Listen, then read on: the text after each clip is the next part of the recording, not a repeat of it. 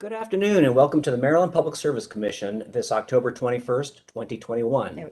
Today we are conducting a hearing on the record in the matter of standard offer service and bill impacts relating to SOS bids made on October 18, 2021. Let's go ahead and begin by taking appearances for the record. First, let's start with Commission staff, Commission Counsel, I should say.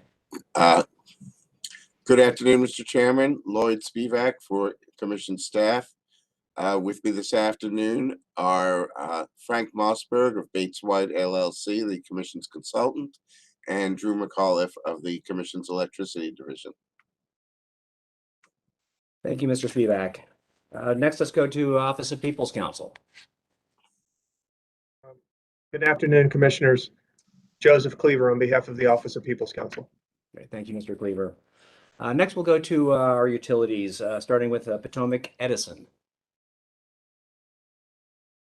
Good afternoon, Commissioners. Jeffrey Trout for Potomac Edison. Thank you, Mr. Trout. The PHI companies. Good afternoon, Mr. Chairman and Commissioners. Matthew Seeger is appearing for Pepco and Delmarva Power. Also appearing with me today is Mr. Daniel Tudor. Great, thank you. Did you say also for BGE? I'm sorry, I could not hear you. No, Dan. You did not? No, Your Honor. I'm appearing just for Pepco and Delmarva. Okay, thank you. Next, then let's hear from BGE companies. BGE companies, sorry. Not here yet. Okay. I thought they had a bid today. Okay, well, with that, Mr. Spivak. Thank you, Mr. Chairman. The Commission staff calls Frank Mossberg.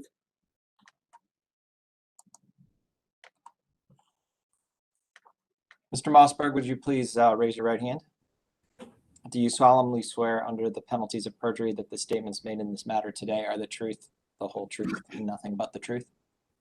I do. Thank you. Mr. Chairman, the witness is sworn. Okay, thank you. Good afternoon, Mr. Mossberg. Good afternoon, Mr.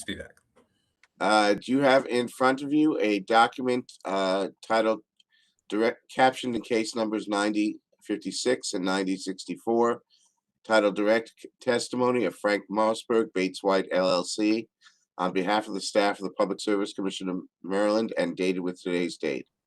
I do. Does the document consist of 9 pages of question and answer testimony and 1 exhibit? It does. Did you prepare this document, or was it prepared under your direct supervision? I did. Do you have any additions, deletions, or corrections you would like to make to this document at this time? I do not. Do you adopt this document as part of your sworn testimony in this proceeding? I do. Mr. Chairman, staff requests that Mr. Mossberg's testimony be marked as Staff Exhibit 1. Mr. Mossberg's testimony is so marked as Exhibit 1. And staff further moves that it be admitted into evidence. It is moved into evidence. Thank you. Okay. Mr. Mossberg, can you give us a brief summary of your testimony, please? Sure. Thanks and good afternoon, Commissioners. I'm Frank Mossberg from Bates White. We are the technical monitor for the 2021-2022 Standard Offer Service RFP. We would recommend that you accept the results of this past Monday's bid day, and we say so for several reasons. First, prices were consistent with broader market conditions. There were no winning bids rejected due to the imposition of the price anomaly threshold, or PAT. Although I will say, and we all may be aware, that prices have been rising a lot recently, particularly in the near term, but long-term prices have been affected as well. And we certainly saw those effects in this bid. The second reason I would recommend acceptance is that the bid was competitive, and I can share a few metrics here. We had 13 bidders. That compares to 11 in April. I'm comparing to April because that was the last time we looked for a similar mix of products. Of those 13 bidders, we had 9 winners. That compares to 7 in April, so a good diversity of winners. And overall, we had 4 megawatts offered for every megawatt we needed. Now, I will note that this is down from April, where that number was 5.2 to 1. The prime reason for that is lower offers on the Type 2 product. As a refresher, the type 2 products are 3-month products and they're near term. They start delivery in December. And that's where a lot of this recent price volatility and price increases have been hitting in that term. So there's a little more of an effect there. Finally, I would recommend acceptance because the bid was open and transparent. I will note a couple departures from our standard procedure here. First, as has been the case for the last several bid days, the bid evaluation was conducted remotely due to the pandemic. All bids were received by Bates White and only distributed to the EDCs after the close of the bid window. Second, for bids that covered a time period beyond June 2023, there was a proxy price used for capacity because PJM has yet to run the capacity auction for those time periods. So bidders will be paid or pay a true-up to those costs when those costs are actually incurred. Finally, as a change going forward for this year in response to the procurement improvement process and stakeholder request, the bid window was moved to the morning from the late afternoon. And this was to allow bidders who won to conduct some same-day hedging. Overall, the process ran smoothly. There were no violations of the RFP rules or commission regulations. So with that, I'm happy to answer any questions. Thank you, Mr. Mossberg. Do my colleagues have any questions for the witness? Hearing none, the witness is excused. Thank you, Mr. Mossberg. Thank you. Mr. Spivak. Thank you, Mr. Chairman. The commission staff calls Drew McAuliffe. Mr. McAuliffe, please raise your right hand.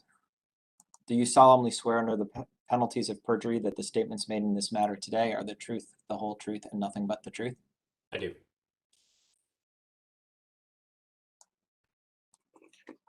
Good afternoon, Mr. McAuliffe.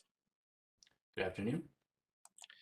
Do you have in front of you a document captioned in case numbers 9056 and 9064 titled "The Commission Staff's Report on the Standard Offer Service Bidding Process and Results for 2021-2022 and dated with today's date"? I do. Did you prepare this document or was it prepared under your direct supervision? I prepared this document. Does it consist of 15 pages of information provided in both text and table form? It does. Do you have any additions, deletions, or other corrections you wish to make at this time? I do not. Do you adopt this document as part of your sworn testimony in this proceeding? I do. Mr. Chairman, staff requests that the staff report be marked as Staff Exhibit 2 and further that it be admitted into the evidentiary record. Mr. McAuliffe's report is marked as Staff Exhibit 2 and without objection will be entered into evidence. Mr. McAuliffe, can you give us a brief summary of the contents of the report, please? Sure. Good afternoon, Mr. Chairman and Commissioners. Drew McAuliffe on behalf of staff.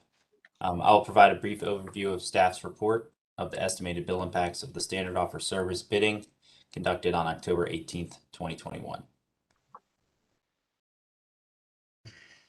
If you could, I'm sorry, SOS bids were received for residential type 1, type 2 service. The residential bill impact estimates compare average estimated bills from June 2021 to May 2022 to June 2022 to May 2023. A summary of the estimated average residential bill impacts are provided on page 1. I will now turn to the individual utilities. Please turn to page 3 for Potomac Edison. The average total residential bill will decrease 1.8%, which translates to $28 per year. The SOS portion of the bill is decreasing 3.5%. Please turn to page 4 for Potomac Electric Power Company.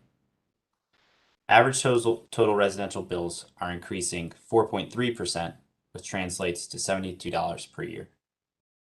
The SOS portion of the bill is increasing 5.2%. Please turn to page 5 for Delmarva Power and Light. Average total residential bills for Delmarva are increasing 1.9%, which translates to $35 per year. The SOS portion of the bill is increasing 4.2%.